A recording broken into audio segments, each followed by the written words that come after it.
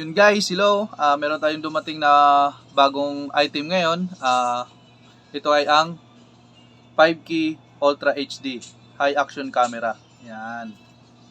Ito siya. Okay. Bukod dito,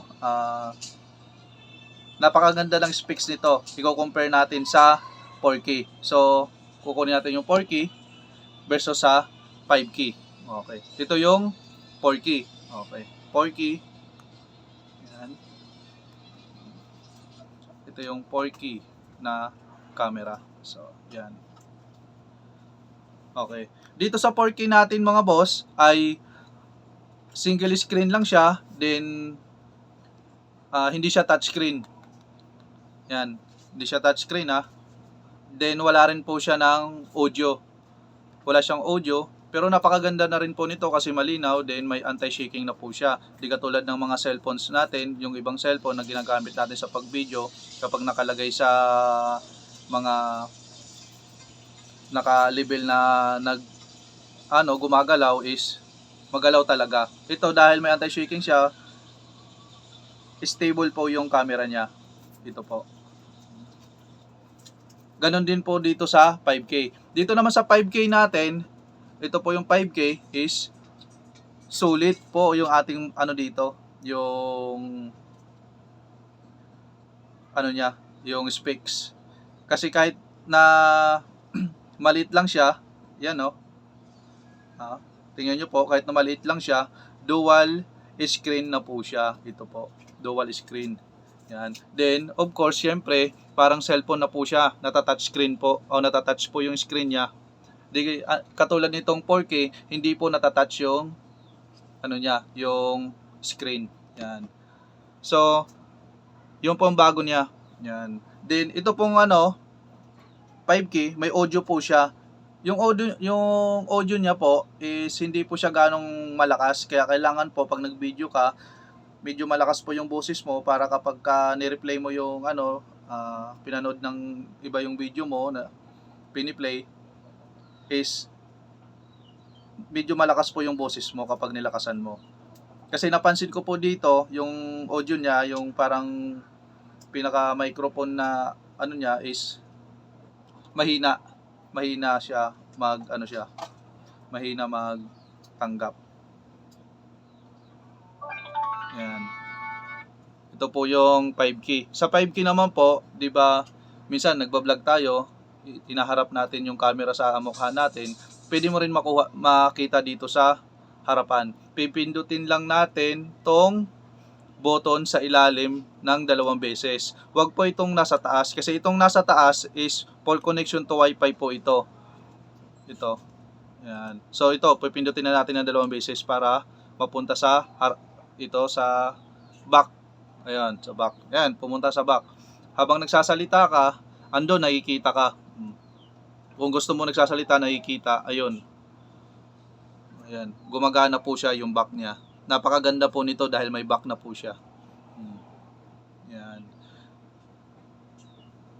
Tapos pag gusto niyo naman po ulit ibabalik sa harapan yung screen niya para gumana, ganun din po ulit. Pipindutin natin yung baba. Ayan, ng 2 beses din.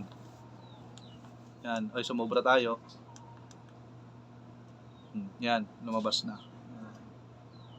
Ganun lamang po ang paggamit ng dual screen ng 5K. Then, ang pinagkaiba naman nito, yung mode niya is napunta na dito sa taas. Ito po sa taas. Yung, di ba yung sa mode ng 4K is nasa likod. Ito, nasa likod yung 4K. So, same lang po ito na nandito sa taas nito. Ito po yung mode niya. Then ito, ganun din po. Nailipat lang yung mode dito sa taas. Yan po.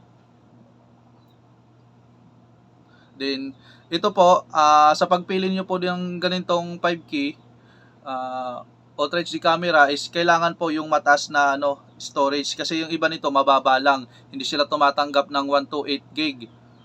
Kapag hindi ganun yung natanggap nyo is mag-i-slow card po yung 5K, yung item.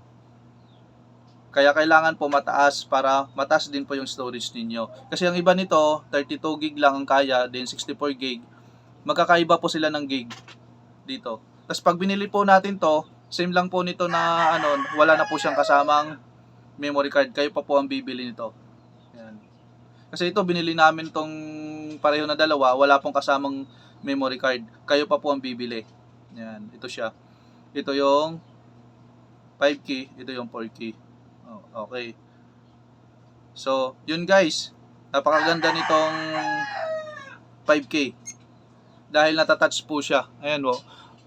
Ayan po, natatouch. Pag tinouch po natin dito, yung parang tools, settings, yung ano na yan, yun yung parang settings niya. Tapos ito, lalabas yung ano niya, settings, yan.